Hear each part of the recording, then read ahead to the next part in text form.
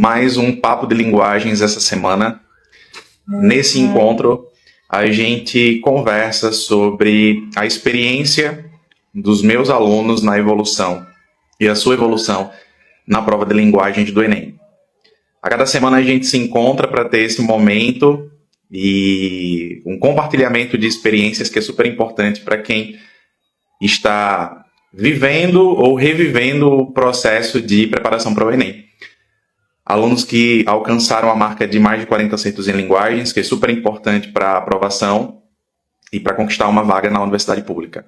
Hoje eu convidei para esse momento uma aluna querida, chamada Roberta, e ela vem dividir com a gente, compartilhar a experiência dela nesse processo de preparação para a prova e como foi a sua evolução em linguagens.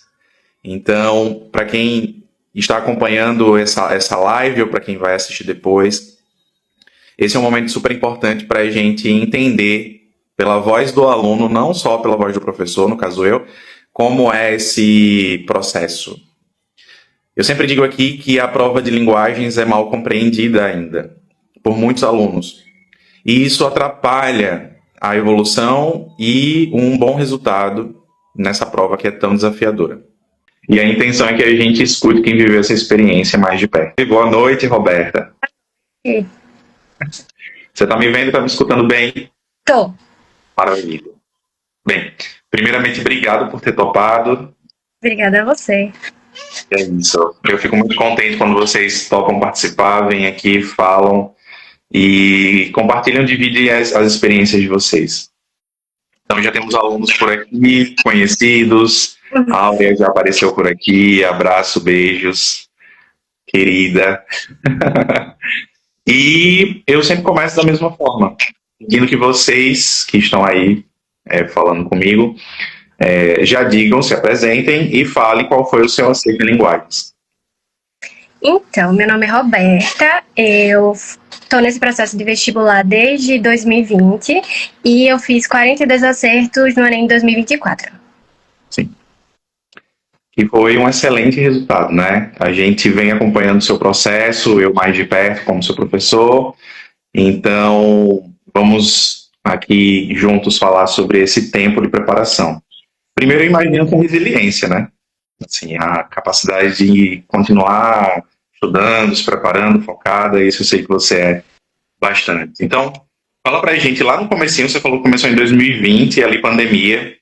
Fala pra gente como era seu aproveitamento em linguagens antes das nossas aulas.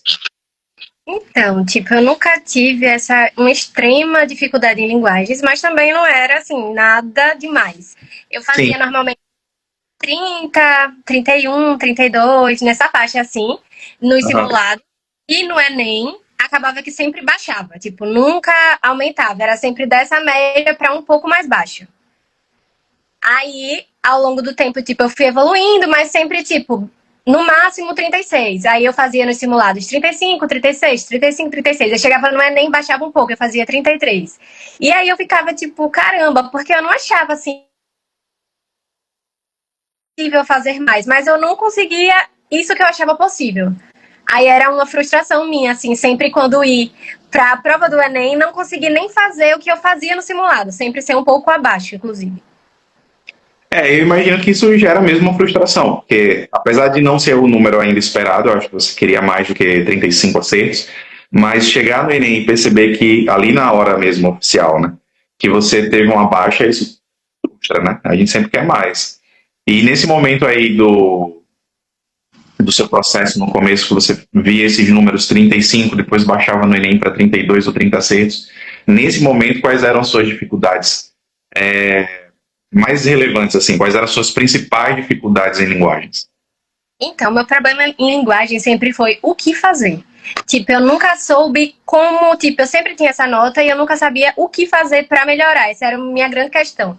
Porque, por exemplo, em outras disciplinas eu sentia que não, talvez eu precise estudar um pouco mais tal matéria, talvez tal assunto.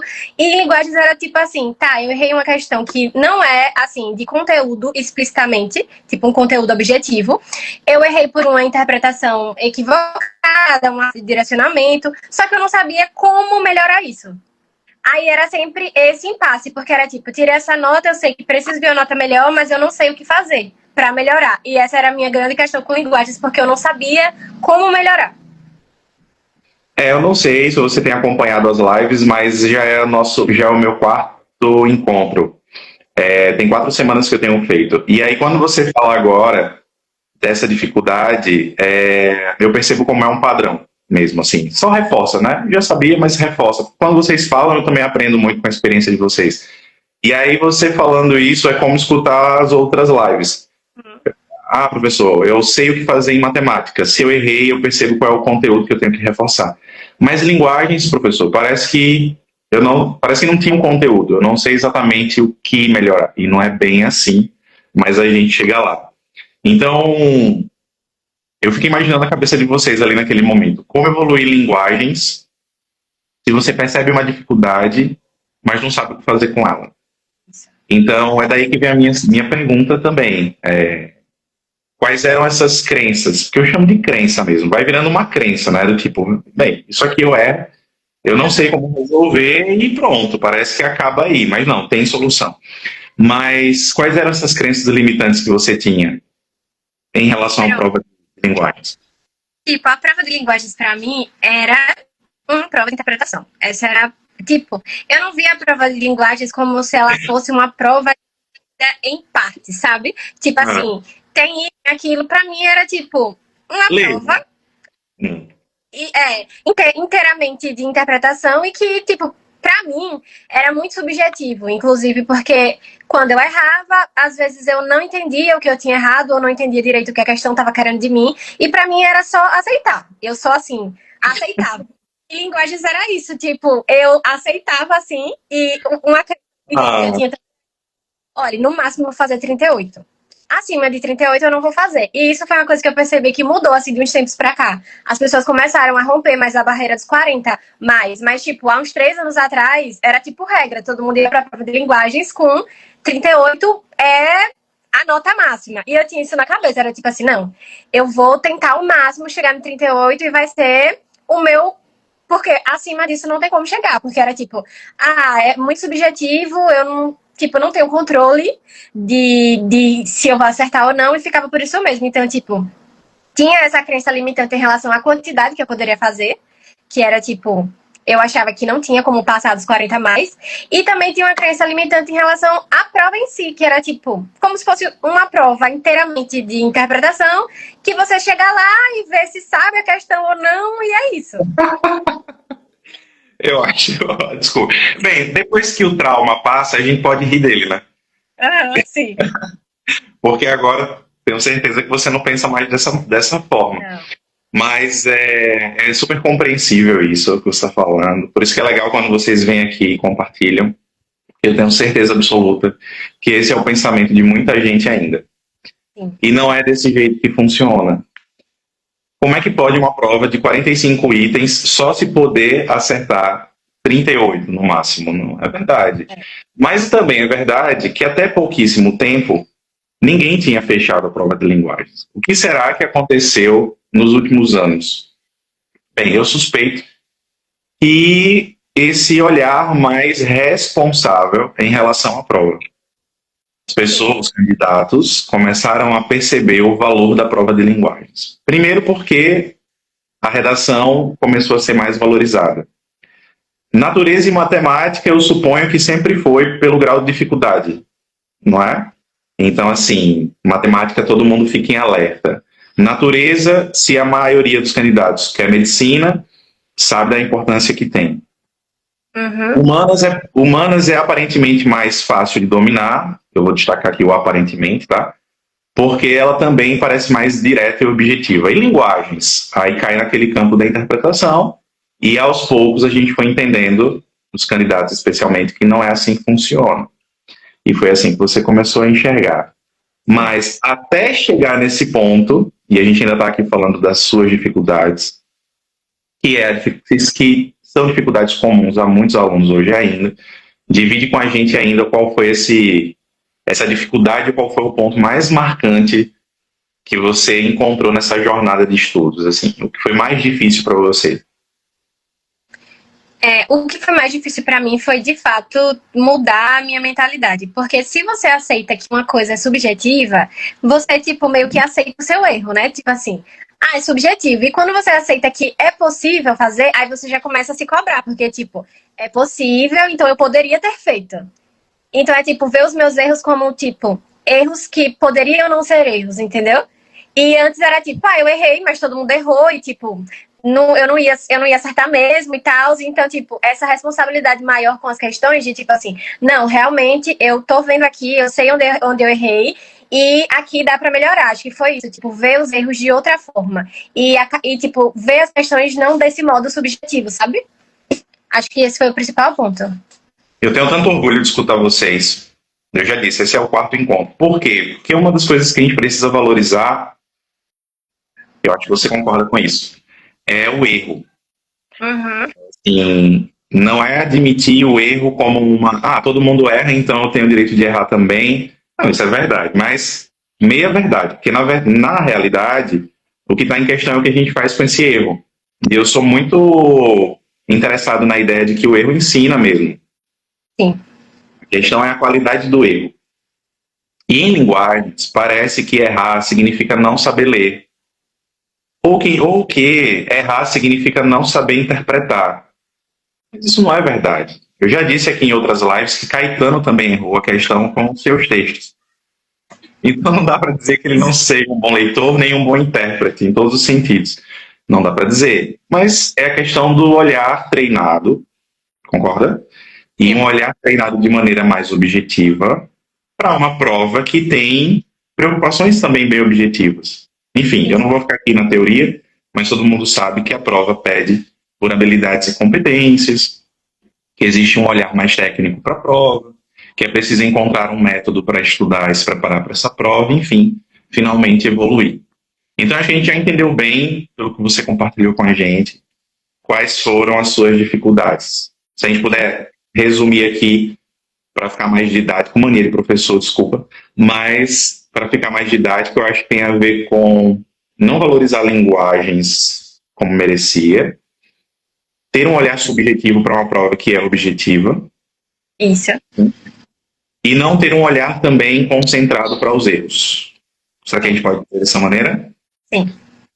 Uma vez que você entende isso e vai superando aos poucos, agora vem a segunda parte tão importante que são as mudanças. Então, quais foram as primeiras mudanças que você observou após as nossas aulas? Então, as primeiras foram, tipo assim, dividir os meus erros e, tipo, revisitar, sabe? Tipo assim, eu ia fazendo os simulados e eu ia percebendo que, tipo, questões de textos literários eu tô tendo dificuldade. Eu tô errando nesse simulado, eu tô errando nesse simulado. Então, tipo, reforçar o olhar para erros semelhantes. E meio que aprender com eles também, de tipo assim, poxa, eu errei por isso. Aqui eu também errei por isso, aqui eu errei por isso. Tipo, encontrar erros recorrentes nos simulados que eu ia fazendo ao longo do ano. Eu acho que isso foi um ponto. Perceber um padrão de comportamento, talvez? Então. É engraçado que quando vocês falam, a primeira coisa que aparece são os textos literários, né? Aí a gente está falando de prosa, está falando de poema. O aluno que olha para o poema normalmente já diz, isso aqui é impossível. E na verdade não é.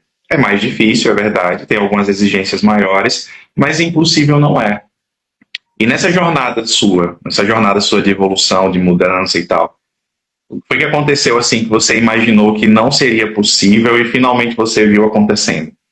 Eu acho que o primeiro, assim, a primeira alegria, assim, foi em 2023, que foi quando eu fiz 38. Que era o que eu achava que era o máximo. Que não tinha como. Aí eu fiz 38 e eu fiquei, caramba, eu consegui fazer 38. Aí em 2024, quando eu fiz 42, pra mim foi tipo, não, agora eu arrasei demais aqui. Tipo, eu. E outra coisa E arrasou mesmo, né?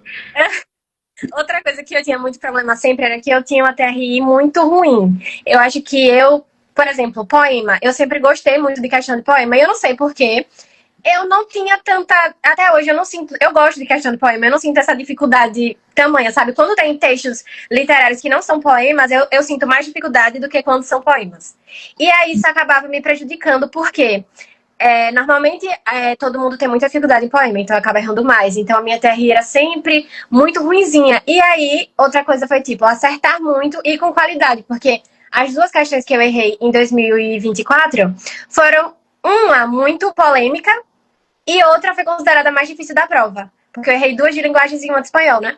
Então, essas duas de linguagens que eu errei, tipo, foram questões difíceis. Então, foi aquilo de que eu tive um rendimento bom na prova e, mesmo assim, com muita coerência. Então, tipo, foi uma conquista que eu fiquei. É tanto que eu não passei em 2024, mas eu fiquei muito orgulhosa do que eu fiz. E isso é muito importante, porque quando a gente abre uma live como essa, talvez o esperado seja sempre assim, aprovação, o primeiro lugar, etc. E a gente está aqui para falar sobre evolução em linguagens, né? O processo de preparação é complexo, o processo de aprovação é complexo porque é muito concorrido. E dá para se ver, inclusive, pelos excelentes desempenhos que vocês trazem aqui, mas, infelizmente, ainda falta alguma coisa de um ano para o outro, até que a aprovação vai chegar, a gente não tem dúvida disso. E se torna muito mais fácil quando vocês melhoram, inclusive, em todas as áreas, né? Eu sempre chamo atenção para linguagens, não é porque é a minha área, isso é meio óbvio, é porque é a minha área. Mas todo mundo sabe que linguagens é uma área menos prestigiada. Isso. Agora, é verdade, assim, mesmo que eu não dissesse, a minha obrigação é falar, mas mesmo que eu não dissesse, a gente sabe. E por que que é assim? É assim por tudo que a gente conversa, porque acham que a prova não tem conteúdo, porque acham que não tem o que fazer, que é só ler, que a prova é subjetiva, etc. E não. Então, a evolução em todas as áreas é importante, e aí eu tenho que reforçar que linguagens, especialmente, é importante. Mas, Roberta, fala mais pra gente, que eu tenho algumas perguntas para você ainda. Na hora que você começa a melhorar e as marcas positivas começam a aparecer, os resultados positivos, você falou com muito entusiasmo, eu fiz 42, arrasei, etc. Teve alguma conquista assim que foi muito marcante nessa jornada a partir das nossas aulas? Sim, tipo, pronto, esse resultado foi um resultado, o de 42 acertos, que eu até fui falar com você, que eu agradeci bastante, porque eu acho que esse resultado foi reflexo disso, sabe? Quando eu fiz o 38 em 2023, eu gostei, porque era uma pontuação que eu nunca tinha chegado, mas eu senti aquilo de tipo, poxa, eu poderia ter feito mais, sabe? Eu tinha como ter feito mais. Essa era a sensação. Então era tipo uma alegria meio que parcial, porque eu tava me cobrando que dava para ter feito. E antes eu não tinha essa cobrança, porque era tipo, é o que dava. Tipo, o que eu fiz é o que dava e eu nem tinha essa pretensão de, tipo, dava para fazer mais. E quando eu fiz os 42, tipo, eu fui segura de que, poxa, eu consegui fazer de forma consciente. E até durante a prova eu comentei que, tipo, eu saí da prova muito tranquila. Eu normalmente não sou muito tranquila, assim, pós-prova, eu fico muito ansiosa e tal, mas fazendo a prova eu senti isso. E é estranho, né? Porque eu tava acostumada a ter uma sensação. Sempre, a sensação de fazer o Enem é sempre que você está fazendo uma prova mais difícil do que os simulados que você faz no colégio, do que os simulados. E a sensação que eu estava tendo era que eu estava fazendo uma prova que eu estava achando tranquila de linguagens. Tipo, não era como se a prova fosse mais difícil, ou. Não, era como se fosse uma repetição e até, tipo, mais simples do que muitas provas que eu tinha feito durante o ano. E essa sensação, assim, durante a prova é impagável, porque ajuda a gente no momento, tipo, você não tem muitas questões que você fica de fato em dúvida, você economiza tempo, você se sente mais segura para ir para a próxima prova. Então, tipo assim, é muito, muito melhor. Isso é muito importante mesmo, porque eu sempre lembro que no ano passado, eu estou voltando às aulas essa semana, como a maioria dos professores, né? Então, ainda não tive contato com os meus alunos essa semana, eu vou começar amanhã, inclusive. Mas eu lembro que no ano passado, a primeira aula que eu entrei e perguntei qual é a principal dificuldade em linguagens para vocês? E eu vendo todo mundo ali, né, naquele início de ano, aquelas carinhas assustadas, enfim. A primeira resposta foi muito interessante, eu nunca esqueci. E o aluno respondeu, é o fator psicológico. O fator psicológico me preocupa muito na hora da prova e me atrapalha. E isso gerou em mim um desafio na hora, porque não era bem a resposta que eu esperava. Embora eu saiba que o fator psicológico implica muito. Sim. Mas eu esperava outra coisa. Poema é difícil, ficar entre alternativas e marcar o distrator, etc. Aí na hora eu tive que pensar para dar uma resposta. E eu não queria me limitar a dizer que procure um terapeuta. Sempre importante. Porque isso É importante, mas eu não queria me limitar a essa resposta. E aí eu entendi ali exatamente isso que você está falando, que é, uma vez que você domina a prova e começa a sentir que você é capaz de lidar bem com ela, o quadro emocional é outro. A situação psicológica que você dedica à prova também é outra. E foi assim, e é assim mesmo. Então, isso que você está falando é tão importante, porque não sou eu que estou falando, teoricamente. Você que viveu essa experiência. Vai para a prova, você sente que é só mais uma prova. Isso. Você olha para as questões e reconhece o seu processo ali. Eu já fiz uma questão parecida. É. Eu sei, concorda, não é isso mesmo? Eu já fico, aqui eu já sei o que ele quer.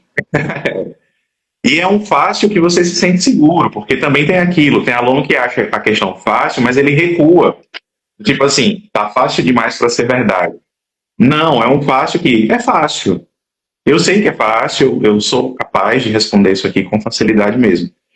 Então essa sensação é impagável, porque ela vai, inclusive, como você também falou, só estou reforçando, ela vai implicar na prova como um todo. Porque somos pecinhas de um jogo, né? Linguagens, aí depois tem humanas, tem redação, então tudo interfere. Eu, por exemplo, vou dividir minha experiência. Eu tenho aproveitado para dividir minha experiência. Eu fiz a prova agora em 2024. Eu fiz a prova de linguagens e todo mundo acha que foi óbvio para mim, porque eu sou professor da área. É claro que tem uma facilidade, mas tem coisas ali que eu não dominava e vocês dominam muito melhor do que eu. Gestão de prova, Sim. experiência de simulados. Eu não passei por esse processo. Eu fui fazer a prova, sabendo que eu tinha condições de fazer bem linguagens, que eu acreditava alguma capacidade de fazer bem humanas e redação. Mas foi desafiador, foi muito difícil. E o fator psicológico sim interfere, eu senti isso na pele. Tanto que eu fui um dos últimos a sair, já saí bem pertinho do final. Então, eu estou dizendo isso para mostrar que é uma coisa que impacta todo mundo. Porque é da realidade da prova. Então, não é uma coisa que ninguém pode ignorar. E outra coisa foi que a minha evolução em linguagens veio acompanhada da minha evolução em humanas. E isso era outro fator que antes eu acabava me frustrando, porque eu sempre tive muita facilidade em humanas. Então acabava que, quando você tem uma facilidade, você espera ir bem, né? Só que aí era a mesma coisa que linguagens. Eu sempre tinha frustração que chegava no Enem e eu sempre tinha um desempenho abaixo do que eu tinha nos simulados. E essa evolução em linguagens, ela veio também acompanhada da evolução de humanas que eu fiz. 40 em 2023, 40 em 2024 e agora em 2025 eu fiz 38, que falaram que a prova estava um pouco mais difícil, né? Mas, tipo, elas vieram juntas. No momento que eu cresci em linguagens, eu também cresci em humanas. Tipo, foi um crescimento. E a outra coisa foi que eu sempre tive muito tempo no primeiro dia. O meu tempo no primeiro dia sempre foi muito bem administrado, porque eu não faço rascunho para redação. Eu faço redação direto na folha. Então acabava que normalmente nos simulados. É absurdo. Eu saía faltando 1 hora e meia nos simulados. E no Enem nunca aconteceu. E já tem, tipo, 2024 e 2023, 2025. Todos os 2 anos eu saí. O mesmo tempo em que eu tinha nos simulados, eu tive no Enem. Tipo, eu não tive essa surpresa de como se no Enem o tempo estivesse passando mais rápido. A administração do tempo foi melhor também. É um quadro de fatores, né? A prova não é só conteúdo. Isso. Quando a gente fala sobre domínio de prova, tem um olhar mais objetivo para a prova de linguagens. Então, nos bastidores disso também tem gestão de tempo, psicológico, tem tudo isso. E o desempenho nas outras áreas, né? Mas vem cá. Quando foi que você voltando para quem pegou a live depois, né? Você começou dizendo que começou seu processo em 2020. Uhum. E que você fazia 30 acertos, 35 acertos, no Enem isso baixava um pouco mais. Então, em quanto tempo, mais ou menos, você começou a perceber suas primeiras melhoras em linguagens? Assim, quando você começou eu estou saindo do que eu alcançava e estou melhorando. De uns 3 anos para cá, assim. Mas de forma mais consistente, de 2 para cá. Porque às vezes, tipo, nesses 3 anos atrás, tinha flutuava, assim, dependendo do simulado, tipo, não era tão constante, sabe? Aí depois que passou a ser. Então, mas aí o que foi que virou essa chave? O que foi que fez você perceber essa mudança? Os simulados durante o ano, acho. Que é o momento, assim, que a gente mais fica. A gente sabe que não define os simulados durante o ano o nosso resultado no Enem, mas acaba sendo o máximo de direcionamento que a gente pode ter de como vai ser lá. Então, tipo, chegar ao longo dos simulados e ver que tá aumentando, e também não foi um aumento que foi assim, de 30 para 38, de 38 para 42, não, era apelativo, sabe? Eu fiz o simulado, aí foi 37, aí depois no outro 38, e foi crescendo assim. Então, eu acho que o momento em que eu fui percebendo foi nos simulados. Sim. A turma que a gente participava, que eu acompanhava, você e seus colegas, a gente sempre se preocupou muito em falar do erro, né? Tanto que a gente dividia isso, assim, o que você errou, o que você acha que errou. Então, comentar o erro e dividir isso com outra pessoa que diz, olha, eu também errei assim, e como é que pode ser? Pode ser de outra maneira. Eu acho que isso, como eu falei antes, né? Olhar para o erro, estudar o erro, faz a gente enxergar melhor o que faz acertar. Porque muitas vezes eu escutei de vocês, meus alunos, assim, ok, professor, eu entendi porque a questão, o gabarito é C, por exemplo. Mas eu ainda não entendi porque não é a alternativa que eu marquei. Sim. E essa pergunta eu sempre achei muito curiosa, porque no começo da minha vida profissional eu achava que uma coisa já respondia a outra. Se eu já expliquei por que o gabarito é tal, então você já deveria entender por que o distrator é Y. Mas com o tempo eu fui percebendo que não. Que, na verdade, a lógica do Enem faz você crer mesmo que tem boas razões para ser Y e não X, né? Por isso que eu acho tão importante estudar o erro.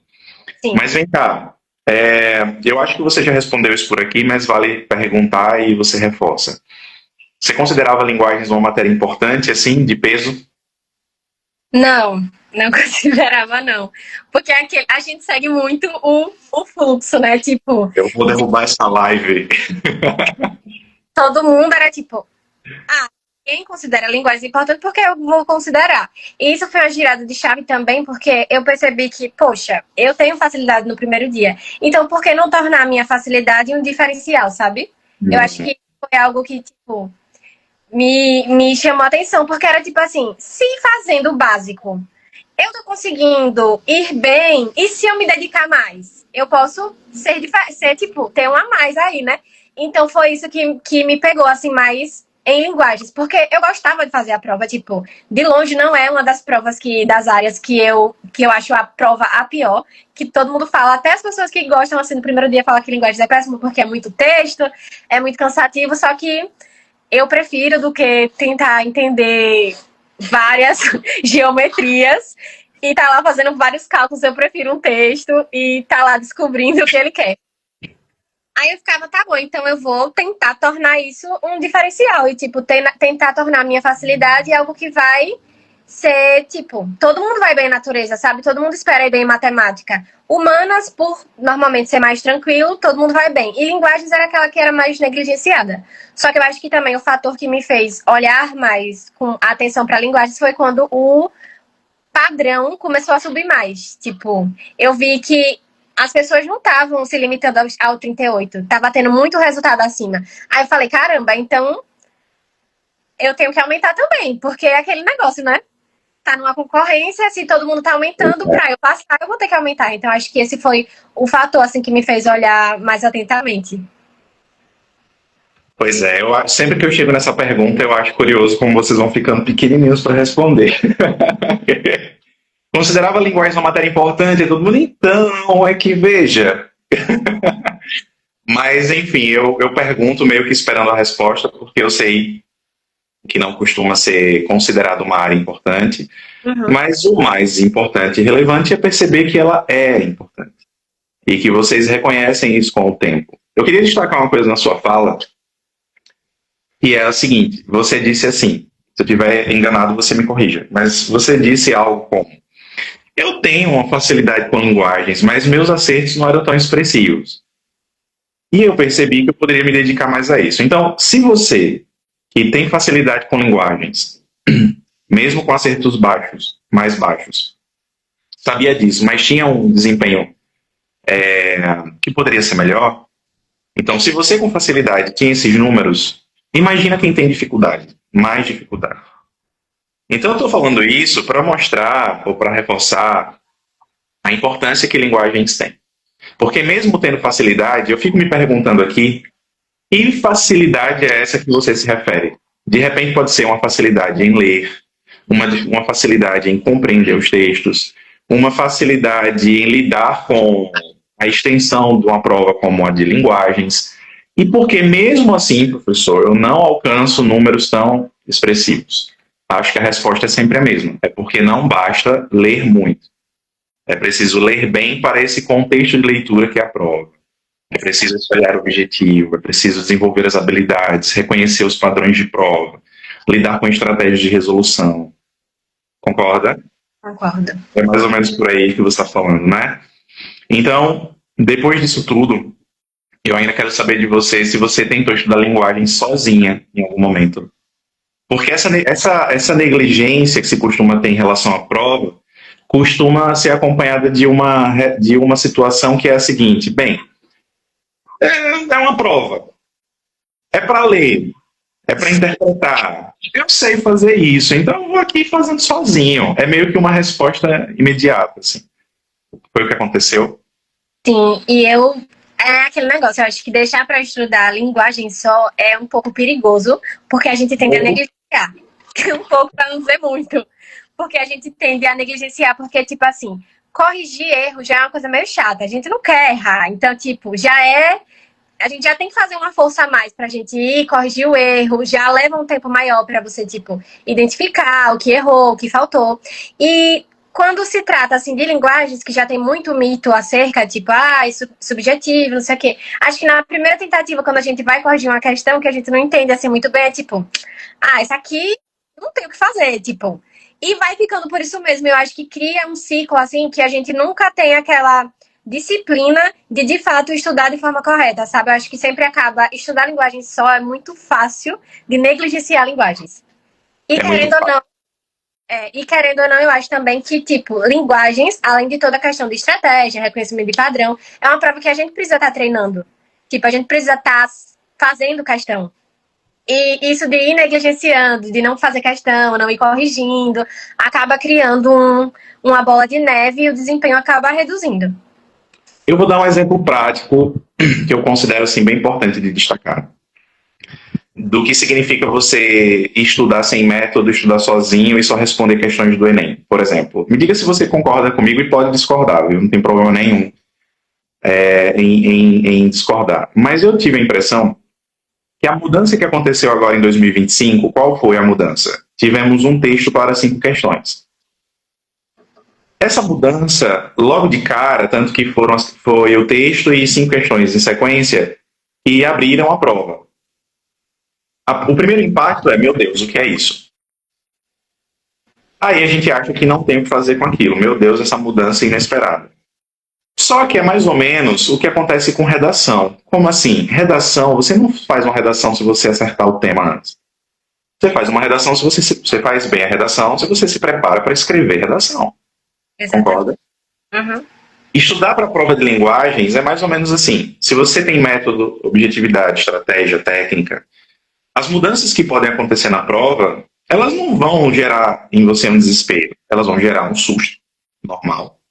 Mas o que tem que ser cobrado, que é da prova mesmo, que é da identidade da prova, está lá. Sim. E você é capaz de fazer. Por isso que eu vou reforçar. Estudar sozinho é negligente. Por que é negligente? Porque você vai estudar sem estratégia e sem método, então você vai estar despreparado, sempre contando com a sorte para fazer bem uma prova que poderia ser estudada com mais segurança. Concorda? Concordo. Pois é. Mas vem cá. Fala. Isso das 5 questões também eu tive a mesma opinião, assim, porque gerou muita polêmica, né? Porque muita gente reclamou que não era do padrão e tal. E de fato, eu acho que o erro é não ter comunicado que haveria uma nova forma de cobrança, sabe? Tipo, para quem vai fazer a prova, é meio assustador você ver um estilo diferente. Mas, de fato, tipo, o que eu tava discordando com as críticas em relação a isso era realmente o fato de que eu não achei que a abordagem foi diferente. Era tipo, só a forma que mudou, mas a abordagem foi a mesma.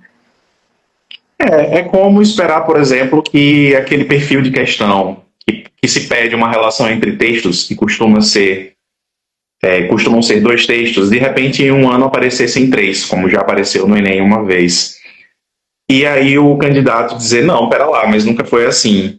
Certo, mas não há uma obrigatoriedade de ser sempre daquela mesma forma, porque o essencial está lá. Então, quem se prepara, estuda e sabe da prova, não teve dificuldade em fazer essas 5 questões de jeito nenhum. Mas me diga ainda, nesse processo, Roberta, e nossa conversa é tão boa que já está quase para mais de uma hora, quase uma hora de conversa. Você tinha medo de dar errado em linguagens, assim, de não conseguir estudar direito e não ter bons resultados em linguagens? Sim. E tipo, isso foi a partir do momento também que eu consegui ter resultados assim mais satisfatórios. O meu medo era de não conseguir reproduzir, porque era tipo assim, caramba, eu consegui esse, mas era como se eu não acreditasse que aquilo era um tipo, eu tinha chegado àquilo por um motivo, sabe? Por um processo de estudo e tal. Era como se fosse, por exemplo, sorte, sabe? Eu sabia que era sorte. Mas o medo era de chegar no próximo e aquilo não se repetir. Aí, a partir do momento que eu fui vendo que o resultado ele estava se repetindo nos simulados e também no Enem, aí que foi me gerando. Foi caindo a ficha de que, tipo, não, eu realmente, tipo, tô entendendo que eu tô dominando mais, mas a princípio era mais o medo de não conseguir reproduzir. Sempre que eu ia bem era tipo, tá, tô muito feliz porque eu fui bem aqui, mas assim, eu não sei se eu vou bem no próximo. Era essa sensação. Eu brinco tanto em sala de aula com isso porque eu escuto algumas expressões que meus alunos já sabem que eu vou condenar. Do tipo, uma delas é, professor, é que eu sinto nesse texto. Não, querido, você não sente nada. Porque você não está aqui para sentir. Segunda coisa professor, é que eu acho, para mim, não tem para mim. Essa prova não é subjetiva, então qualquer explicação nesse caminho vai dar errado. Agora vamos lá. O que é que você diria para a Roberta do passado, quando estava lá insegura, que enxergava a prova da maneira que você compartilhou com a gente? O que é que você diria para ela hoje? Eu diria que é engraçado, né? Porque é sempre a mesma resposta, mas a gente fala que é possível, porque quando a gente passa por uma situação, é como se a gente não visse melhora. A gente sofre e tal, porque é como se ali fosse o máximo, o ápice, e que não vai melhorar. Mas, tipo, quando a gente consegue, a gente fica, caramba, eu consegui, sabe? Então é isso, de tipo, não desistir, porque chega, sabe? É só realmente ter uma perspectiva mais clara do que você precisa melhorar, sabe? Ser sincero com a gente, porque eu acho que, poxa, sou eu que quero passar, sabe? Então não adianta eu estar camuflando assim meus erros, tipo, não, mas isso aqui todo mundo errava. Não, tipo, eu não poderia errar, sabe? Tipo, eu me responsabilizar pelos meus erros e não tipo, tá bom. Na próxima eu faço mais.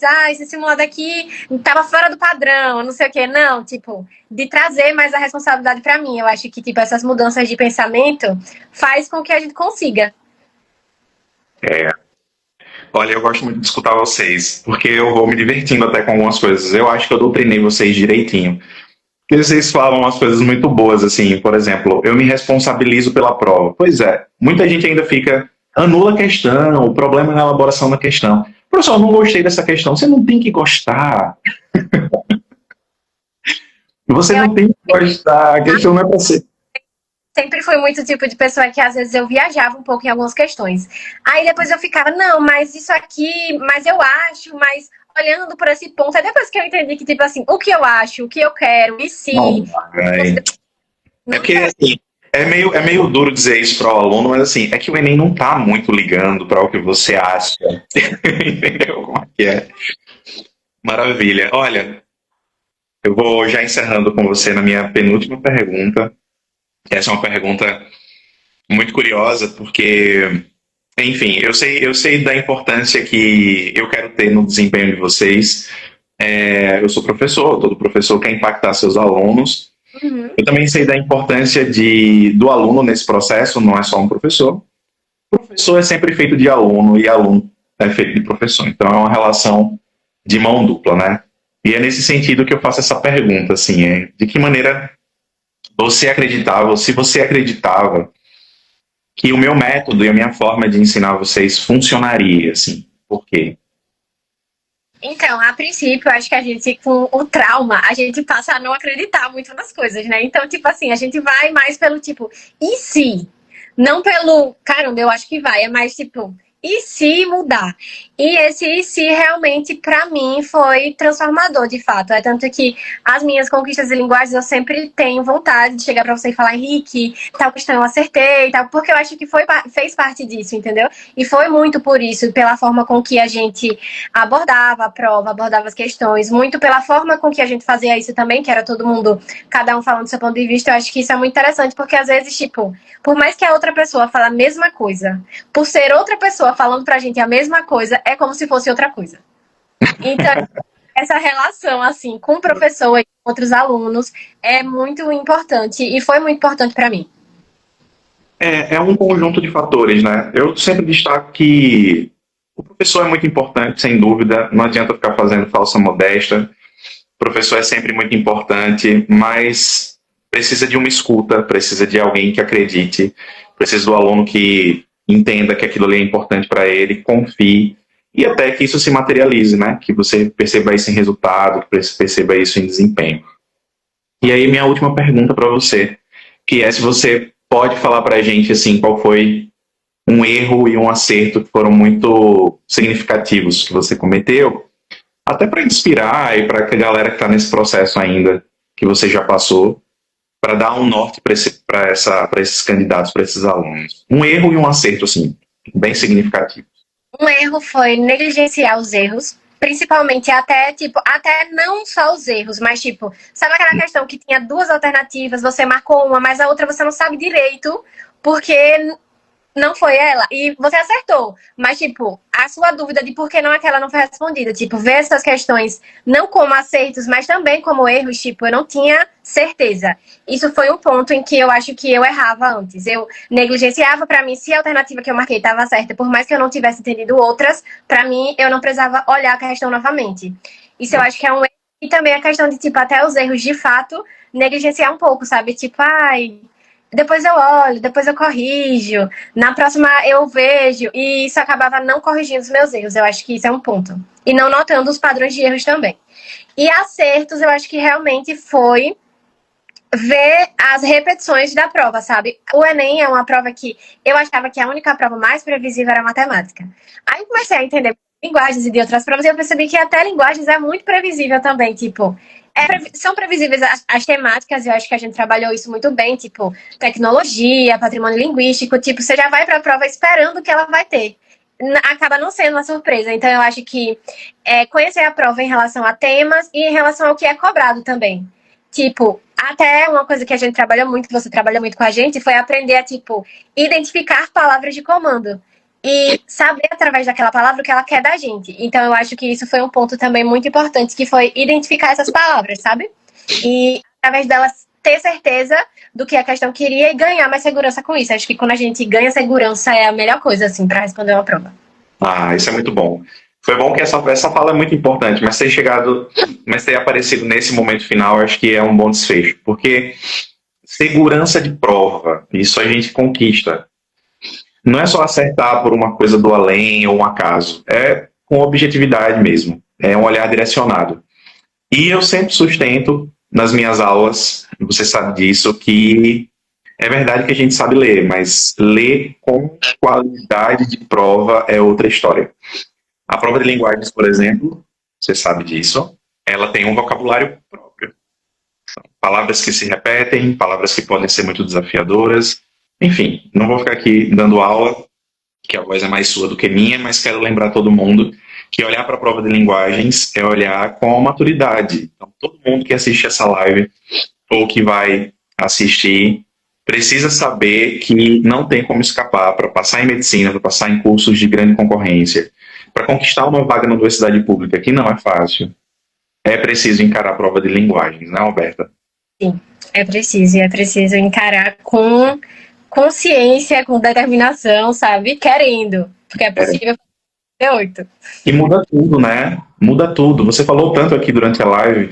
Ah, eu só conquistei tal coisa porque eu comecei a olhar para a prova diferente. Eu só fiz tal coisa porque eu comecei a perceber a importância.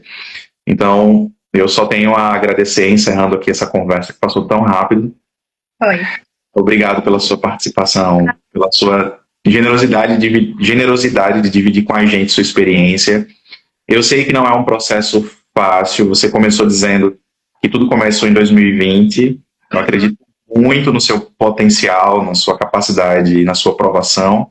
E fico contente, já me metendo aqui no meio, e de ter participado desse processo e de ter contribuído de alguma forma. Então, minha gratidão a você por participar aqui da live comigo. Obrigada a você. Você é parte desse processo e das minhas conquistas também.